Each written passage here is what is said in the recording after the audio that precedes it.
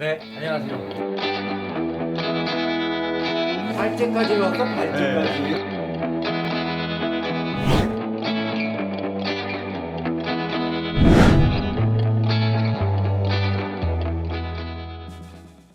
예, 안녕하세요. 슈프렌즈 시작하겠습니다. 오늘은 우리 출연진에서 만든 컨텐츠들을 가지고 좀 이야기를 하는 시간인데, 뜨거. 아주 따끈따끈한 뜨거. 예, 뜨거. 나왔습니다. 예, 나왔습니다. 개그를 치려면 제대로 좀 쳐봐. 너무 뜨거워요. 이거 뜨거워. 뭐야? 아재야, 아재, 진짜. 아주 따끈따끈하면은 냄새가 나는 똥에도 도가 있다고? 라는 책입니다. 오늘 이 책의 저자 김시천 선생님에게 똥에 도가 있는지 없는지 한번 이야기를 듣는 시간을 가져보겠습니다. 오늘도 늘 함께하는 슈프렌즈 세 분 나오셨고요. 예. 다들 살아계시죠? 예. 일단 이 책에 대해서 간단하게 개략적으로 소개를 좀 김시천 교수님께서 해주시죠. 네, 이 책은 6월 30일, 그러니까 며칠 안 됐죠. 출판사 그 출판일이 30일이고, 이 책 기본적으로 이제 그 청소년들부터 쉽게 읽을 수 있는 그런데 아마도 요즘 청소년용이긴 하지만 책이 예쁘게 잘 나왔고 20대 대학생들까지 충분히 읽을 수 있는. 뭐 간단하게 소개를 하면은 기본적으로는 중국 고대 사상 공자 얘기부터 시작을 해서 한국 철학도 조금 일부가 나오지만 한데 최근으로 따지면은 김대중 대통령과 관련된 유교 전체가 40개의 꼭지고 가장 핵심적인 개념들 한두 개를 잡아가지고 그거를 질문으로 그래서 중학교 한 3학년 정도부터는 읽을 수 있는 그런 수준의 동양 철학 입문서 정도라고 생각하시면 좋을 것 같아요. 저는 이 책 보면서 제일 먼저 궁금했던 게 본 거죠? 읽은 게 아니라. 본 거죠. 솔직히. 죄송합니다. 이 책의 제목만 읽었어요. 예. 근데 제목부터 납득이 안 되더라고요. 왜 하필 이 제목을 썼을까? 똥에도 도가 있다고 라고 하고 물음표를 찍었는데 이 내용들을 보면 아까 말씀하셨지만 묵자라든지 아니면은 장자, 도가 이런 이야기들이 나오고 이제 최근에 유학 철학이 육아 철학이나 혹은 유학이 가치가 있는지 없는지에 대한 이야기까지 다 나오고 있는데 여기서 왜 하필 똥이라는 말을 넣어가면서 제목을 다셨는지가 전 궁금해지더라고요. 저는 특별한 의미가 없고요. 책 낼 때 책 제목은 섹시하게. 제가 이제 컨셉을 잡아서 출판사에 그 제안을 하는 경우도 있지만 대체적으로는 편집자분들이 고심을 많이 하기 때문에 출판사에서 제안해 준 제목을 따라가는 경우가 종종 있어요.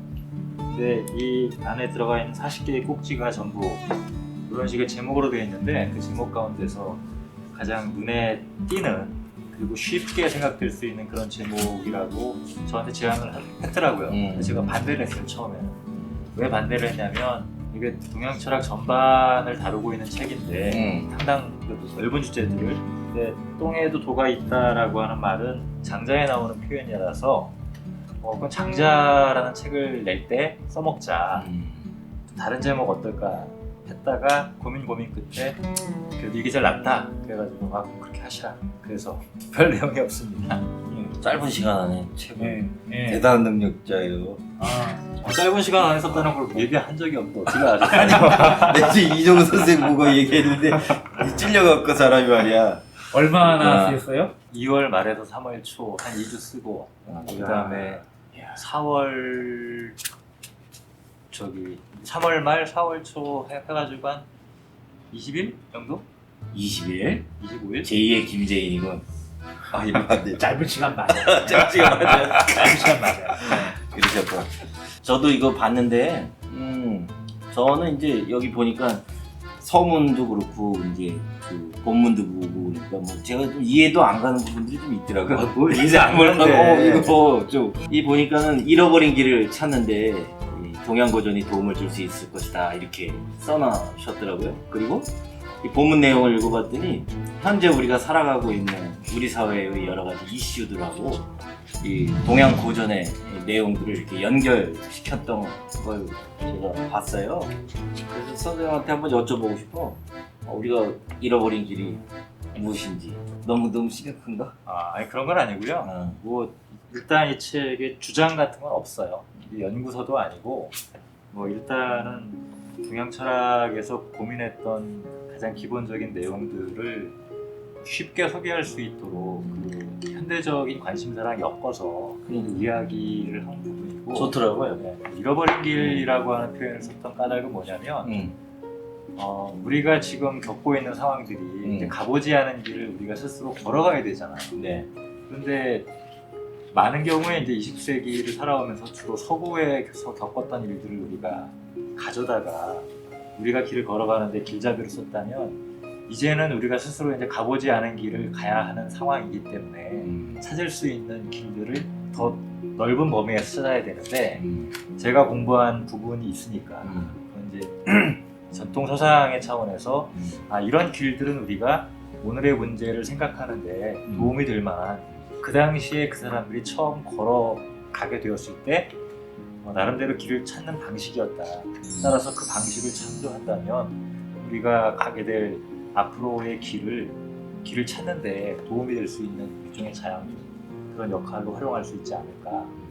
그러면 한 가지 뭐 예를 들어주실 수 있으세요?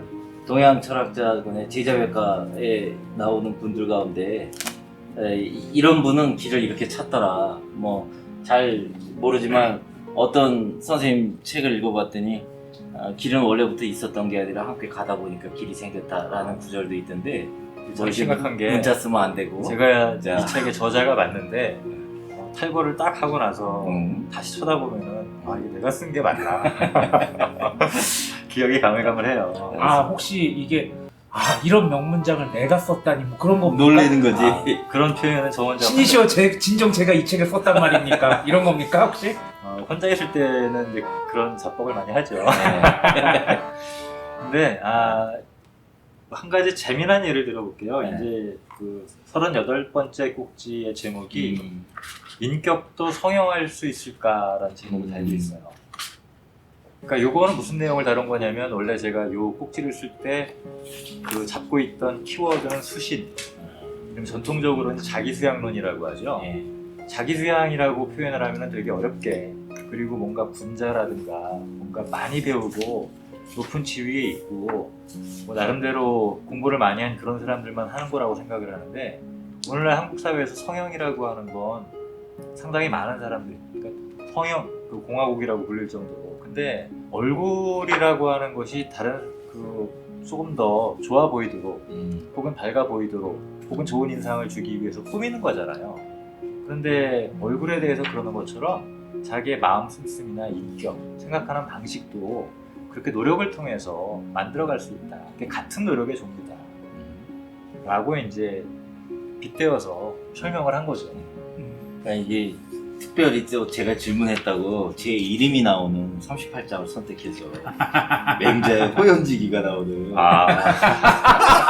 아주 센스 있어. 아주 센스 있어. 말 나온 김에 그 호연이랑 한자는 달라요. 한자 달라요? 네, 한자는 달라요. 그렇게 끌어다 붙이시나? 그래서 여기 38장에 호연지기 나오거든요. 맹자가 했다는. 근데 제가 봤을 때 되게 인상적이었던 게 쉽게 썼다고는 하는데 그래도 고전에 나오는 그렇지. 중요한 구절들을 하나씩 끌어다 쓴 부분들이 눈에 띄네요.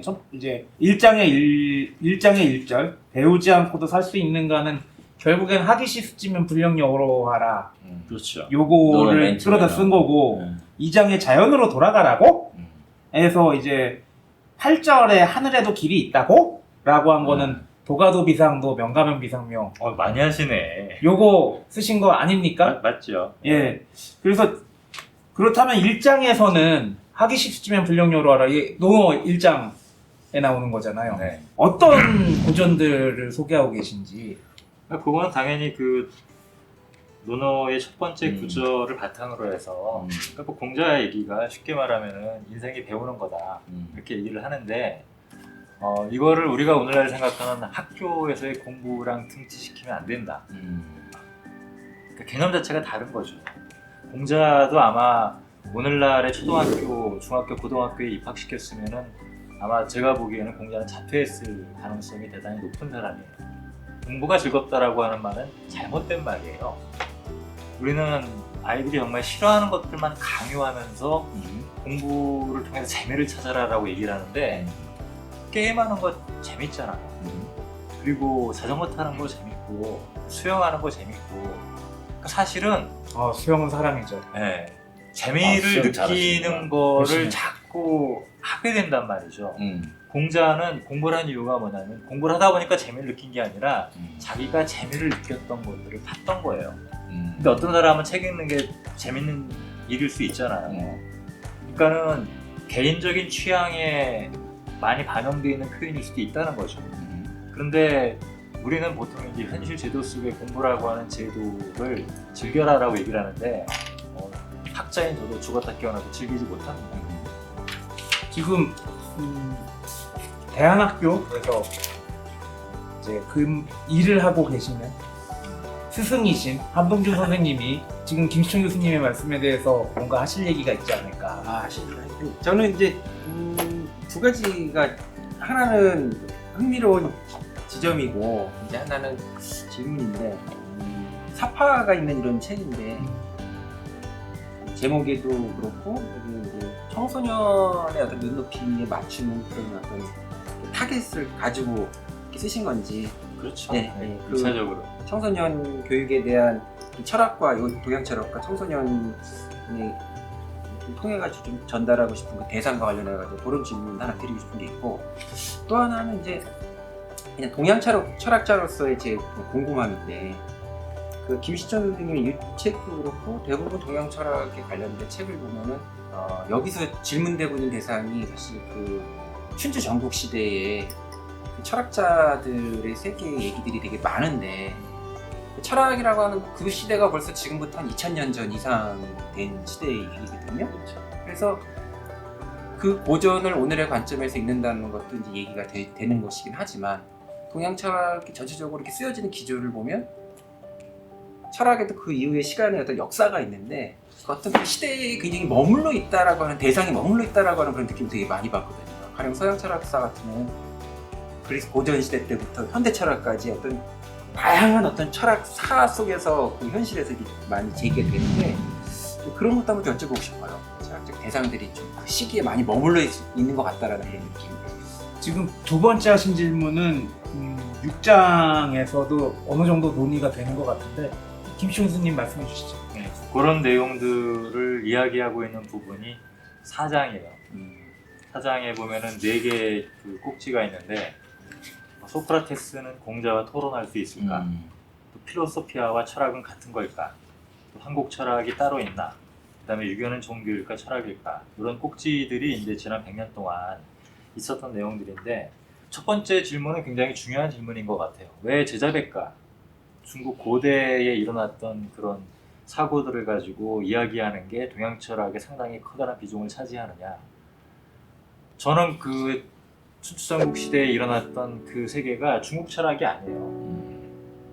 중국이라는 나라가 없었어요. 지금 우리가 중국이라고 하는 나라는 중화인민공화국을 이야기하는 거고 그 이전에 있었던 수많은 나라들이 중국사에 포함한다라고 하는 것은 현재 살고 있는 중국인들이 그렇게 주장하는 근대사 서술 방식이죠. 그래서 지금 이 책 속에서 표현하고 있는 동양 철학이라고 하는 거는 기본적으로 국가 문명 이런 게 아니라 그냥 지리적인 명칭일 수 있다. 근데 저는 개인적으로는 동양에 철학이 없었다라고 생각해요. 철학은 언제 만들어진 거냐? 19세기 말 20세기 초반에 만들어진 거예요. 그렇죠. 그런데 그 19세기 말 20세기 초반에 철학이라고 하는 동양 철학이라고 하는 걸 만들면서 그러면 그냥 없는 데서 창조를 한 거냐? 그게 아니라 서양의 철학이라고 하는 일종의 학문 분야와 방법을 가져다가 과거의 전통 생각을 재구성한 결과이죠. 따라서 사실은 그 부분은 내가 김재현 선생의 그 방법을 갖다가 차용을 했는데 철학이라는 말과 철학자라고 하는 표현을 쓰기 시작하면서부터 철학은 가능하다. 그래서 사실은 그 동아시아에서 철학을 논의한다라고 하는 거는 회고적일 수밖에 없어요. 그런데 회고를 한다라고 할 때 이 역사라고 하는 것은 마치 리니어하게 쭉 과거에 어떤 생각이 일어나서 변화하고 발전하고 계속 이어져 간다는 이게 역사를 구성하는 방식이거든요. 그런데 기본적으로 회고적으로 쓰여진 역사를 서술하면서 그렇잖아요. 우리는 기점, 시간적인 기점이 19세기 말 20세기 초반에 있는데 고대의 기점으로부터 내려오는 방식은 사실은 서술의 관점하고 맞지 않는단 말이죠. 따라서 오늘날의 시각에서 유의미하다라고 생각될 수 있는 것들을 뽑아서 가져온 구성 양식인데, 특히 그 하나의 기준은 저의 기준도 있지만 보통 이제 중학교, 고등학교 교과서 그리고 우리 사회에서 일반적으로 가장 많이 다루어지는 시대가 고대 중국의 제자백과, 그리고 최근에 많이 던져졌던 그런 현실적인 것과 접합되어 있는 질문들, 이런 것들이 이제 이 책의 40개 꼭지를 뽑을 때 제가 가장 중시했던. 따라서 중학생이든 고등학생이든 대학생이든 우리 사회에서 동양 철학과 관련해서 가장 많이 이야기되는 주제들을 저 나름대로 그동안 공부하면서 갖고 있는 그 촉을 가지고 뽑은 거다. 그럼에도 불구하고 조금 강조하고 싶은 거는 아마 이런, 그래도 기본적으로는 철학의 역사적인 흐름을 조금 반영하고 있는데 김대중 대통령의 언급이 여기에 들어와 있다라고 하는 것은 아마 다른 책들하고 굉장히 다를 거예요. 그러니까 보통 유학을 다룬다라고 한다면 보통 조선시대의 마지막 학자라든가 이런 사람들을 다룰 텐데 실제로 한 사회에 중요한 영향을 미쳤다라고 하는 점에서 지난 100년 사이에 한국의 유학에 관련된 그 언명을 표현한 학자 가운데서 학자가 아니면서 훨씬 더 영향이 컸던 사람은 저는 예컨대 함석헌이나 김대중 대통령이 이제 리콴유하고 논쟁을 벌였던 그 발언, 이거는 개인의 의견이 아니라 역사적이고 그 공동체 전체의 일정한 견해를 반영하고 있는. 특히 이제 그 챕터는 어떤 점이 중요하냐면 저 나름대로 속으로 갖고 있었던 컨셉은 그거였어요. 현재 중국도 유학의 부흥이라고 하는 것이 만만치 않습니다. 유학을 긍정하는 논의로 돌아선 학자들이 많은데 그 중국의 유학과 한국의 유학이 같은 거냐? 저는 근본적으로 다르다라고 생각해요. 그 근본적으로 다른 차이를 어떤 식으로 드러낼 수 있느냐?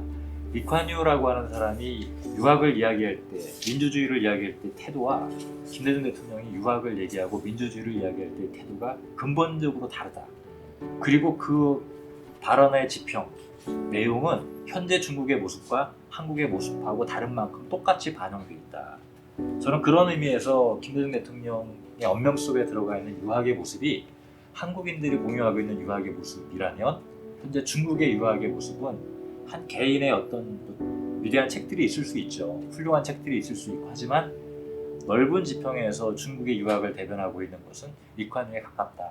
오히려 더 다른 쪽으로 넘어간 측면들이 많죠. 그런 의미에서 이 책은 저의 개인적인 주장이라기보다는 한국 사람들에게 공통적으로 있는 어떤 분모들을 저 나름대로 소화해서 정리한 정도의 서술로, 따라서 대단히 상식적이다라고 하는 얘기를 하고 싶어요.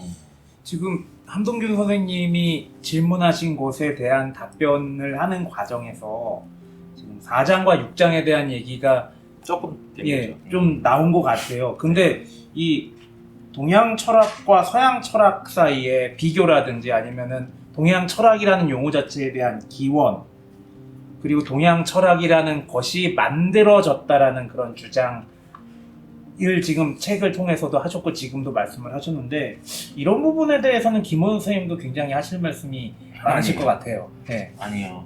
저는 뭐 아는 게 없어서. 그 아까 함동균 선생님이 그 질문했던 부분들 관련해 보면 진짜로 그런 것 같아요.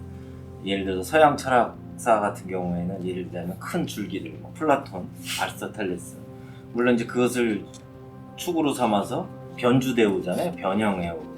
결국엔 이제 그게 꼭 짜이트가이스트라고 말할 수 있는 시대 정신이 담기든 뭐든 간에 그런 측면들이 강했는데, 동양은 여전히 제자백과 위주로, 사실 저도 좀 부끄럽지만 동양 철학자 또는 동양 철학 사상 이렇게 물어보면 제가 말할 수 있는 거래 봐야 춘추 전국 시대에 기원전 753년부터 기원전 221년까지 춘추 전국 시대라고 하는데, 그 시기에 있었던 사상 밖에 사실 떠오르는 게 없어요. 이 창피한 얘기지만. 뭐 창피한 일은 아니죠. 근데 진짜 가만 생각해 보면 결국 그거는 어쩌면 그 서양인들하고 동양인들하고 뭐 사물이든 세계를 바라보는 인식 틀의 차이라든지 뭐 혹은 서양과 이 동양의 뭐 도대체 어떤 이유가 있어서 그랬을까? 저도 그게 궁금하거든요. 네. 속 시원히 제가 얘기를 못 들은 것 같아서. 예. 일단 이 책의 주안점은 철학사를 소개하는 관심하고는 좀 거리가 있어요. 철학사적인 문제 지형도를 반영했다라고 해서 철학사를 서술하는 데 목표가 있는 책은 전혀 아니에요. 단적인 예를 한 가지 든다면 이 왜 제자백과 중국 고대 사상가들에 관련된 내용들이 앞에 많이 나오느냐라고 하는 것은 어떤 생각의 갈래가 출현하는 시대이기 때문에 일종의 나무나 식물이 열매를 맺고 잎이 무성해지는 과정에서 처음에 시작은 씨앗이었던 것과 비슷한 거죠. 그렇죠. 예. 그리고 한국에 있는 사람들에게 그런 방식의 틀로 많이 알려져 있다라고 하는 것 때문에 그럼 그 가운데서 이제 제가 주안점을 두었던 작업의 방향은 단순해요. 예를 들면은 우리는 이제 공자나 맹자와 같은 사람이 이야기했던 효가 오늘날 우리가 쓰고 있는 효랑 같은 개념이라고 생각을 해요. 아니거든요. 한 자체가 달라요. 그러니까 예를 들면은 고대 중국에서는 분류하면은 그냥 죽었습니다. 20세기 초까지 무료죄는 죽음으로 가는 가장 나쁜 죄 가운데 하나예요. 오늘날 두려워한다고 해서 죽지 않아요. 다르다라고 하는 거예요. 그리고 중요한 건 뭐냐면 어떤 하나의 개념을 객관적으로 텍스트 속에서 이해하는 게 중요한 것이 아니라 이 텍스트들은 말하는 사람이 있거나 쓴 사람도 있잖아요. 그 쓴 사람들이 오늘날처럼 막 작가들이 있고 철학자가 쓴 게 아니고 정치적인 지위에 있거나 사회 속에서의 유력한 지위에 있는 사람들이 그런 얘기를 하는 건데 따라서 그런 위상들을 반영해서 과거의 개념들을 해석을 해야 돼요. 그러니까 맹자가 왕에게 효를 강조하는 거는 효라고 하는 것은 분명히 오늘날과 부모에 대한 태도를 이야기하는 건데 그 부모에 대한 태도를 이야기하면서 왕에게 얘기한다라고 하는 것은 국가의 대리인이지 않습니까? 즉 국가가 효와 관련해서 어떤 것을 해야 되는가라고 하는 걸 말하고 있는 거예요. 정확하게 번역을 하면 효는 오늘날로는 오히려 복지에 해당이 돼요. 복지. 예. 그러니까 맹자가 왕에게 효를 얘기했던 것은 각자가 자기의 부모를 모셔야 된다라고 하는 걸 주장하는 게 아니라 각자가 자신의 부모를 모실 수 있는 시스템, 사회적인 부, 경제 이런 제도를 마련해 줘야 된다. 이 얘기를 하고 있는 그러니까 거거든요. 제가 지금 얘기 들으면서 이게 그런 맥락들을 이해하고서 동양 고전을 읽는 것들이 대단히 중요한데 사실은 자구에만 집중하는 경우들이 많잖아요. 이게 그렇죠. 텍스트주의 그래갖고 쓰여진 예. 대로 읽는 방법. 글자와 그래서 구절에만 집중을 해서 이걸 어떻게 그렇지. 번역하느냐에 그러니까- 좀 집중하는 문제가 있죠. 그러니까 하나는 지금 말씀하신 대로 첫째는 그 단어나 뭐 그 어떤 그 상황 자체가 그때 어떤 이유로 쓰였는지에 대한 맥락들에 대한 이해가 필요할 것이고 또 하나는 그 시절에 그 문구를 읽어냈던 방식과 지금 여기에서 읽어내는 방식은 다를 수도 있는 거잖아요. 그렇죠.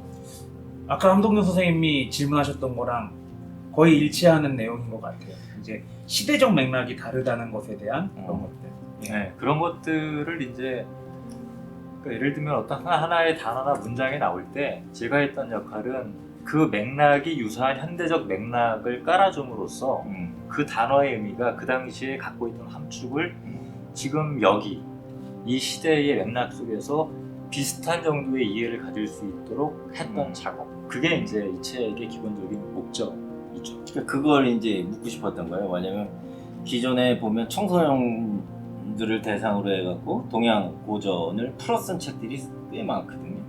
그러면 이제 이 책이 갖고 있는 차별성이 있어야 될 거 아닙니까? 그러면 기존에 나와 있는 그 다는 아니지만 일부 책들은 그냥 그 논어 집주나 이런 것처럼 해설한 거죠. 네. 해설한 거죠. 공자는 이렇게 생각했다. 그래서 뭐가 중요한 거잖아요. 김호연 선생님이 하시는 말씀 마치 내가 이 책을 왜 읽어야 되는데 네, 이 이야기 그렇지. 해봐. 지금 이 맥락인 것 그래서 같아요. 이제 이 책을 읽으면서 제가 다는 안 읽었지만 이제 좋았던 부분들이 그러니까 아까 지금 여기에서 어떻게 이 문장들을 해석해낼 수 있는가 네, 그럼에도 라고 하는 불구하고 지점들. 지금 말씀하신다면 물론 이제 이런 식의 책들이 많이 있죠. 근데 우리가 흔히 접할 수 있는 청소년들을 위한 교재들은 연구자가 직접 쓴 책이기보다는 연구자가 쓴 책을 참조를 해서 그걸 쉽게 설명하는 그런 이른바 해설서. 작가적인 능력이 뛰어난 분들이 이제 그 나름대로의 그 필력을 가지고 바탕으로 쓴 책이라면 이 책은 그럼에도 연구자가 썼다 불구하고 이거. 저희 연구자 제가 역사를 바라보고 개념들을 바라보고 하는 그 결과물이 이제 녹아들어 있다. 그러니까 굉장히 다른 시각들이 꽤 있다라고 하는 점은 분명하죠. 그 부분들이 대단히 중요한 것 같아요. 요즘에. 예. 왜냐면 글이라는 게 사실 그냥 솜씨로 되는 게 아니잖아요. 근데 최근에 와서는 그런 솜씨에 너무 많은 부분들이 할애되는 건 아닌가라고 하는 뭐 좀 우려도 있어요. 제가 뭐 글솜씨가 없어서 그런지 모르겠지만 재주나 솜씨로 되는 부분들은 아니잖아요. 그럼에도 불구하고 스토리텔링이 좀 잘 되고 소위 말하는 데코레이션이 좀 잘 되고 그러면 뭔가 있어 보이는. 하지만 또 읽다 보면 과연 이 사람이 지금 선생님 말씀하신 대로 맥락을 제대로 짚고 있는지. 왜냐면 거기서 오독이 일어나는 거잖아요. 그렇죠. 근데 특히 청소년기의 중요한 지점 중에 하나는 그 어렸을 때 그렇게 오독하고 나면 그게 오래 간단 말이죠. 그런 부분들에 대해서 우리 같은 연구자들도 좀 조심을 해야 될 것 같고 출판을 할 때도 그런 부분들을 다 신경 쓰겠지만 좀 유의해야 되지 않겠나. 전부 그렇게까지 깊은 뜻을 갖고서는 아니고요. 근데 예, 그런 걱정이 들 때가 좀 있어요. 저는 그 동양 철학 그러니까 기존의 뭐 학자마다의 생각이 다를 수가 있는데 저는 개인적으로는 동양 철학이라고 하는 단어를 떠올릴 때마다 많은 분들이 첫 번째로 이야기하는 게 어렵다. 그다음에 심오하다. 좋게 표현하면은 그러니까 쉽게 표현하면 어렵다 그러고 아니면은 조금 이제 아는 분들은 심오하다 이렇게 표현하는데 저는 그 두 단어를 가장 싫어해요. 그거는 공부에서 쓸 수 있는 단어가 아니다라고 생각해요. 기본적으로 심오하다라고 하는 말은 거꾸로 조소하는 표현이고요. 어렵다라고 하는 말은 관심 없다는 뜻이거든요. 그걸 잘 알아들어야 되는데 심오하거나 혹은 어려운 까닭은 뭐냐면 두 가지 이유가 있어요. 첫 번째는 원래 그 텍스트가 가지고 있는 말의 의미와 그 말의 의미가 살아 움직이던 맥락이 우리의 삶과 일치하지 않기 때문에 그런 걸 그럴 수 사어라고 하죠. 죽은 말이에요. 죽은 말들은 기본적으로 어려워요. 이해가 안 되거든요. 그러니까 학자들이 해내는 작업은 그 죽은 말들을 살려낼 수 있는 맥락을 다시 설정해 줌으로써 이해하게 만드는 작업이거든요. 그러니까 그 속에는 어렵다거나 심오함이 있는 것이 아니라 그 심오함과 어려움에 있는 것들을 가져와서 쉽게 만들어주는 작업을 하는 게 학자의 역할이에요. 그러니까 강의를 나가서 사람들 앞에서 막 심오하게 이야기를 하는 것은 기본적으로 반학자적인 행동이라고 하는 거. 이게 첫 번째 학자들이 가져야 되는 태도고요. 그 다음에 두 번째는 그렇게 해서 갖고 왔는데 그게 우리 몸에 맞는 옷인가 아닌가를 판단을 해줘야 돼요. 근데 우리는 그걸 안 해요. 그냥 과거에 있는 사상들은 다 좋은 거예요. 근데 과거에 있는 사상들도 나쁜 게 있고 좋은 게 있거든요. 오늘날에도 나쁜 게 있고 좋은 게 있는 것처럼. 그런데 희한하게 동양 철학이라고 하는 학문은 과거에 있던 모든 철학자들이 다 의대하고 다 좋대. 이런 황당무계한, 달리 말하면은 학자로서 해야 될 가장 중요한 거는 뭐냐면 물론 학자에 따라서 어떤 사람의 사상을 좋게 판단할 수도 있고 나쁘다고 판단하는 입장이 다를 수 있어요. 하지만 개인적인 판단은 명확해야 돼요. 그런 차원에서 보면은 학자들이 해야 되는 일들은 이해가 안 되는 것들을 이해가 되도록 만들어주는 역할이 첫 번째이고 자기가 공부를 해보니까 이게 오늘날 우리들의 몸에 안 맞아. 맞아. 왜 맞아? 왜 맞는지, 왜 안 맞는지 이런 것들을 말하는 게 학자이거든요. 그런데 마치 어렵게 얘기를 해서 남들 앞에서 폼 잡는 게 학자의 역할인 것처럼 얘기를 한단 말이에요. 적어도 저는 그런 것이 아닌 책으로 이 책을 썼고 그런 의미에서 저는 이게 표현과 어떤 그런 방식들은 청소년들이 조금 쉽게 이해될 수 있는 표현이라든가 그런 어법들, 사례들을 활용했지만 사실은 1차적으로 저는 독자를 어렵다, 심오하다라고 생각하는 막연한 두려움을 가진 분들에게 쉽게 이해할 수 있도록 예컨대 아까 이제 그 이정우 교수님께서 예를 들었던 특히 제가 노자 장자 쪽을 전공했잖아요. 네. 그러면 그 말 가운데 한마디 문장 가지고 3일 밤낮을 세우며 토론했던 도가도 비상도. 도를 도라고 말로 표현하면 그것은 영원한 도가 아니다. 그거를 3일 밤낮으로 토론한다면 그것은 곤란합니다. 별 얘기 아니에요. 그거 별 얘기 아니에요. 오늘날 그 칸트를 이해하기 위해서는 그 책 전체의 논리적 과정을 이해해야지만 하나의 개념 자체가 어렵게 이해가 돼요. 근데 노자라고 하는 책은 본래 어떤 책이냐면 일장에 들어있는 문장 자체가 누가 처음부터 끝까지 딱 일관되게 쓴 게 아니라 떠돌아다니던 격언들을 모아놓은 거예요. 따라서 원 텍스트의 맥락 자체가 다른 데서 찢어져 있던 것들을 쉽게 말하면 이렇게 생각하시면 돼요. 본래 한나라 때 이전에는 책을 쓸 때 대나무 쪽편에다가 썼어요. 그러니까 여기 몇 글자 안 들어가요. 이런 걸 갖다 묶어가지고 책처럼 엮었단 말이에요.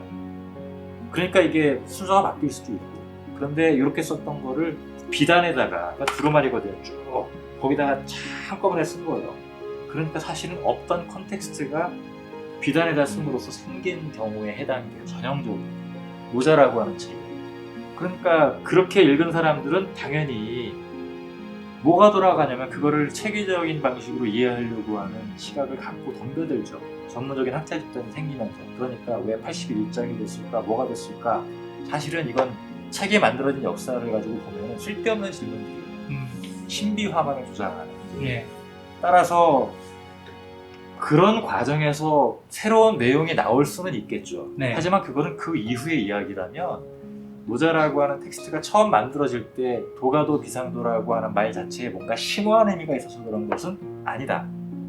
그럼 그 얘기를 이야기할 때 당시에 사례들이 있단 말이에요. 그럼 그 이유가 뭐냐? 도가도 비상도라고 하는 말의 첫 번째 의미는 뭐냐면 이렇게 얘기할 수 있을 것 같아요.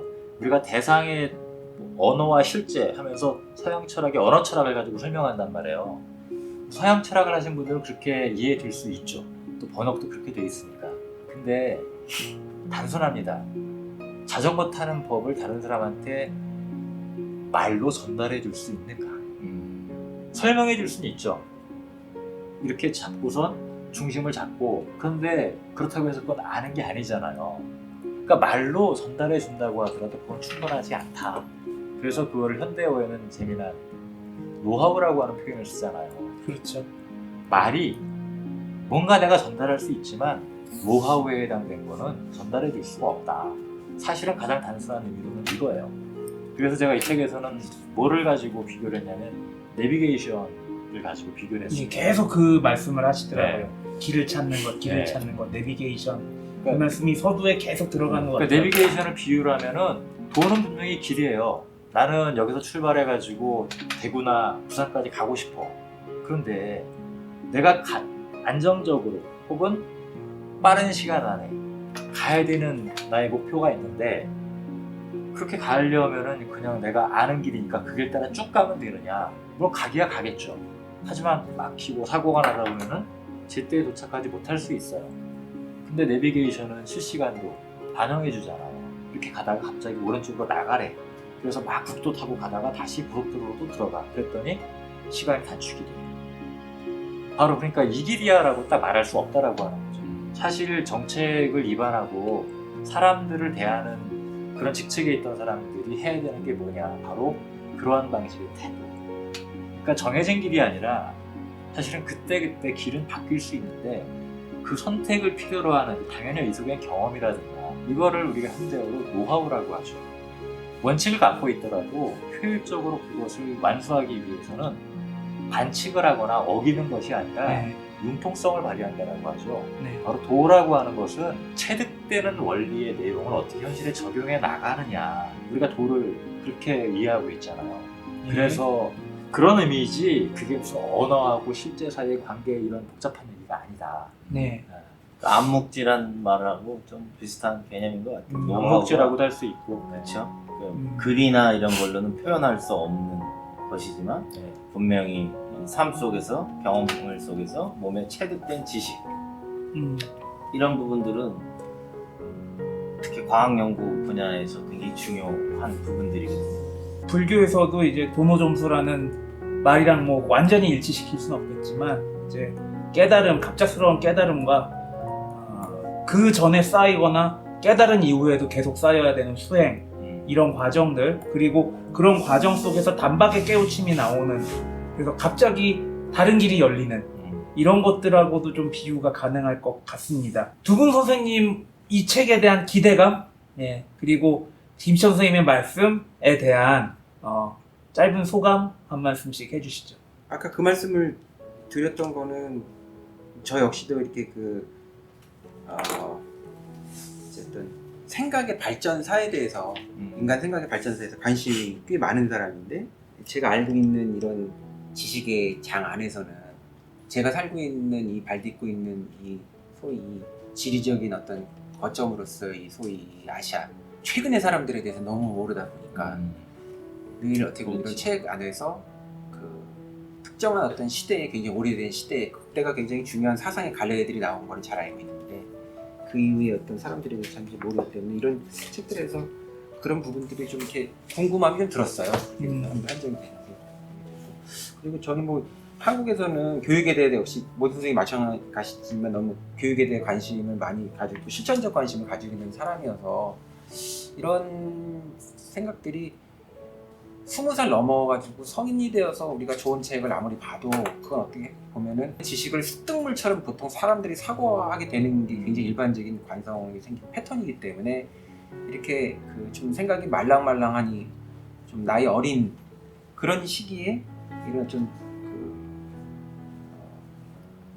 물건 같은 지식이 아니고, 여기 뭐 질문에 대한 얘기가 앞에 나와 있는데, 질문하는 사회에 나와 있는데, 네. 이런 그 책들이 그런 시간을 꼭 맞춘다라기보다는 그런 어떤 대상들을 굉장히 중요한 하나의 독자로서 염두에 두는 그런 작업들이 문학하는 사람들한테 좀 필요하다는 생각이 들어가지고 저는 그냥 반가웠습니다. 그냥 단순히 청소년 책이라고 생각하지는 저는 않거든요. 예.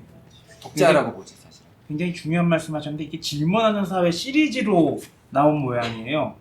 근데 사회에서 질문을 한다는 것에 대해서 뭐 오래전부터 얘기를 많이, 질문을 거침없이 할 수 있어야 된다라고 얘기를 했었는데, 그런 시리즈의 책의 일환으로 이 책을 나왔다는 것도 한동훈 선생님께서 좀 짚어주신 것 같습니다. 예, 김원 선생님.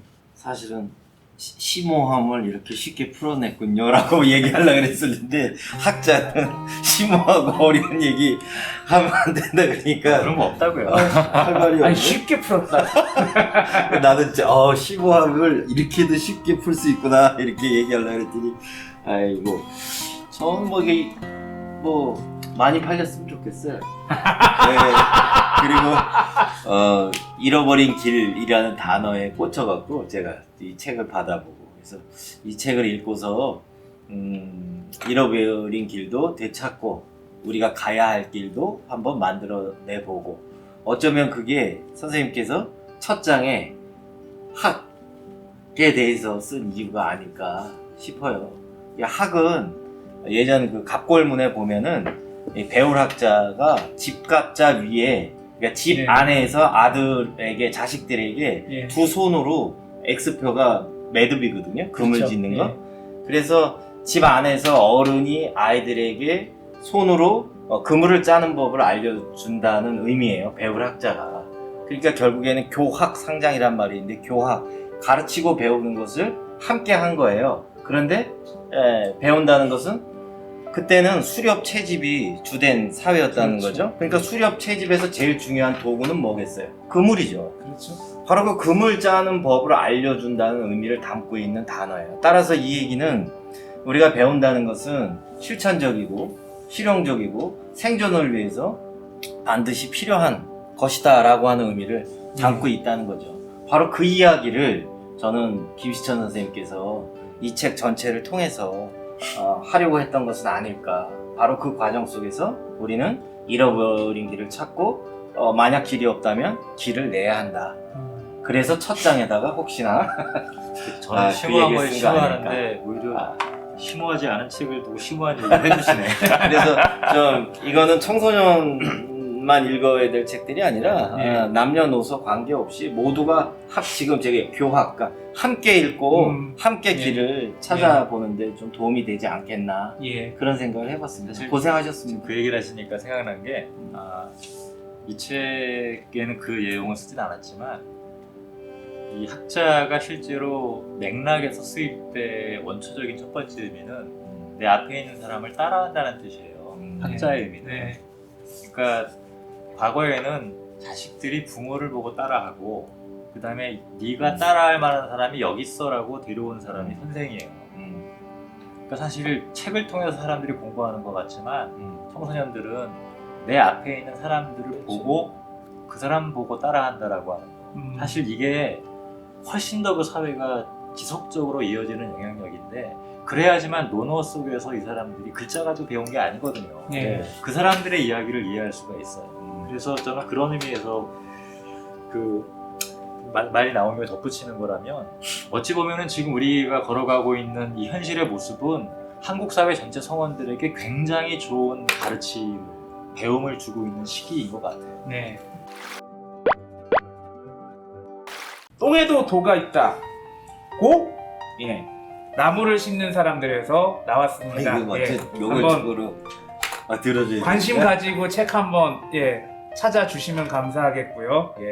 슈프렌즈를 늘 시청해주시는 여러분들께 감사드리면서 여기서 급하게 마무리를 짓겠습니다. 여기까지 시청해주신 여러분 감사합니다. 안녕히 계세요. 안녕. 고맙습니다. 안녕.